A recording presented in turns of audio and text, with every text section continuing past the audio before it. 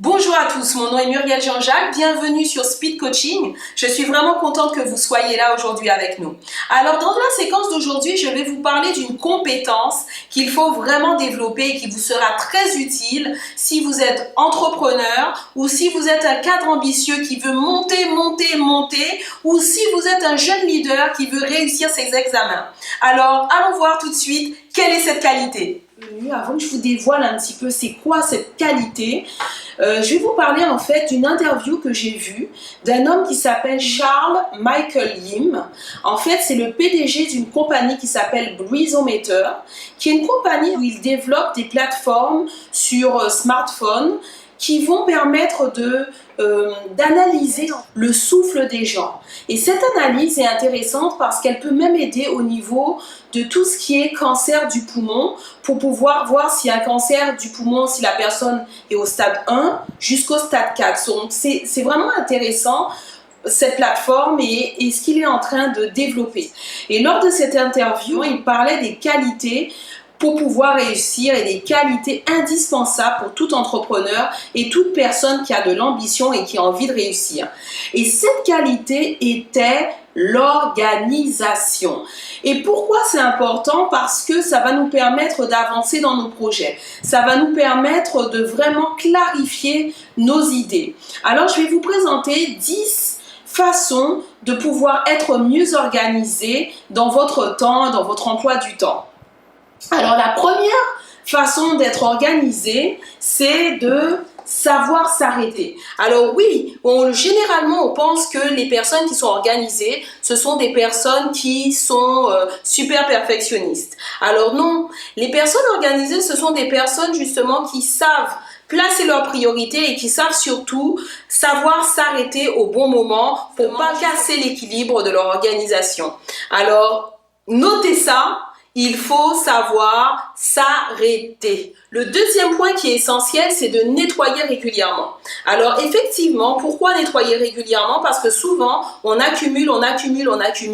Et qu'est-ce qui se passe? On se retrouve dépassé avec une montagne de choses dont on n'a pas vraiment besoin. Donc moi, je vous invite vraiment à purger. C'est-à-dire de temps en temps, donner, de temps en temps, vendez, de temps en temps, recycler, pour justement éviter d'accumuler.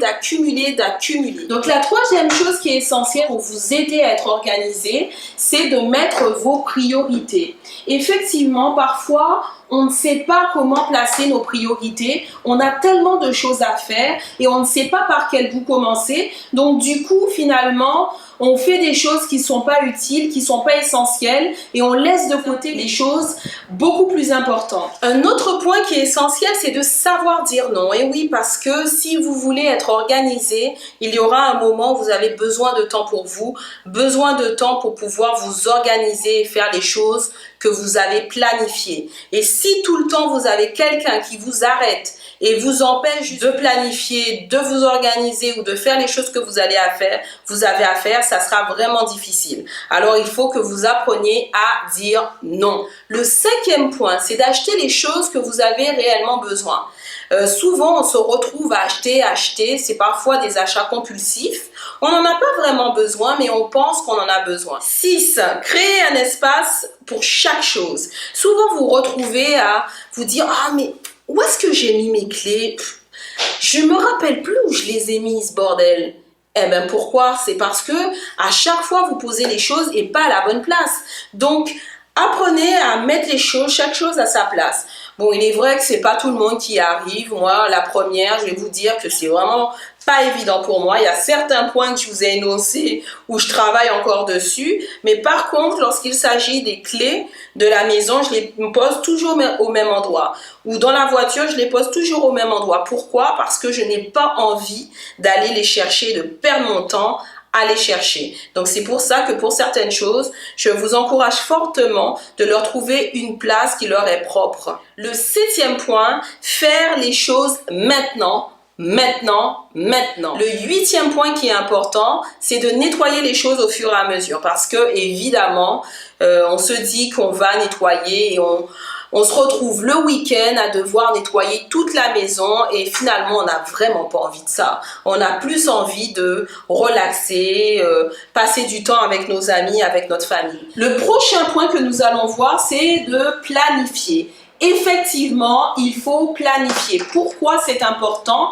Parce que si vous planifiez pas, comment vous allez pouvoir vous organiser dans votre agenda? Comment toutes ces différentes tâches vous allez pouvoir bien les faire et voir qu'elles s'enchaînent de façon impeccable? Ça va être difficile. Donc c'est pour ça que c'est important de planifier. Et le dernier point que je veux vous donner pour pouvoir mieux vous organiser, c'est la simplicité. Alors effectivement, c'est bon de garder les choses simples. Pourquoi? Parce que souvent, on essaie de se compliquer les choses. On se dit, je vais nettoyer lorsque j'aurai la super armoire avec tous les tiroirs qui s'ouvrent dans toutes les directions, avec les différentes couleurs et tout ça. Puis finalement, on fait rien. Alors vraiment de garder ça simple, pour ne pas avoir à se trouver des excuses, pour pas nettoyer, pour pas arranger, pour pas s'organiser. Donc c'est important.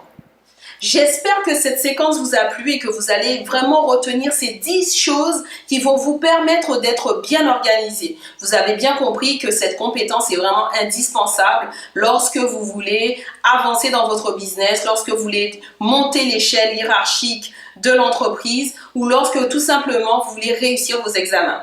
Alors je vous dis à la semaine prochaine pour une nouvelle séquence de speed coaching. Pour ceux qui seraient intéressés par la procrastination, je vous invite à venir la semaine prochaine à la Cité des Métiers le jeudi 7 à 14h30 pour pouvoir suivre le séminaire sur la procrastination. Je vais vous expliquer comment arrêter de procrastiner et quelles sont les options pour vous lorsque vous procrastinez. D'ici là, passez un bon dimanche. À plus!